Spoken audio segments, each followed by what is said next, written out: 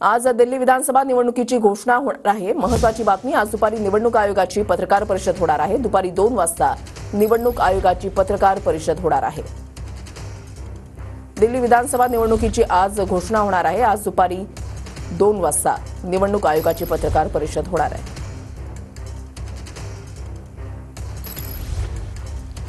संदीप राजगोळकर आमचे प्रतिनिधी अधिक माहिती देतील। संदीप, संपूर्ण उत्तर भारताचं लक्ष लागलेल्या दिल्ली विधानसभा निवडणुकांच्या दुपारी 2 वाजता केंद्रीय निवडणूक आयोगानं पत्रकार परिषद ठेवली आणि त्या पत्रकार परिषदेमध्ये ही घोषणा केली जाणार आहे। प्रामुख्याने एकाच टप्प्यात या निवडणुका होण्याची शक्यता आहे।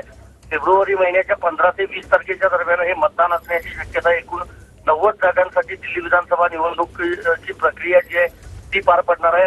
निवडणूक आयोगानं घोषणा करण्यापूर्वीच तीनही प्रमुख पक्षांकडनं म्हणजे सत्ताधारी आम आदमी पक्ष, काँग्रेस आणि भाजप या तिन्ही पक्षांकडून अनेक योजनांची खैरात जी आहे ती मतदारांसाठी वाटली गेली होती। त्याचबरोबर सगळ्याच पक्षांकडून उमेदवारांची नावं देखील जाहीर करण्यात आलेली आहेत। त्यामुळं काँग्रेस, आम आदमी पक्ष आणि भाजप या तिन्ही पक्षांमध्ये हा एक मोठा सामना जो आहे तो दिल्ली विधानसभा निवडणुकीच्या निमित्तानं पाहायला मिळणार आहे। आतापर्यंत पाहायला गेलं तर प्रचार देखील इनडायरेक्टली तिन्ही पक्षांनी सुरू केलेला आहे। महिलांसाठी वेगवेगळ्या योजना ज्या आहेत त्या देखील जाहीर करण्यात आलेल्या आहेत आणि गेल्या 8 ते 10 दिवसांमध्ये अनेक आरोप प्रत्यारोप देखील पाहायला मिळाले।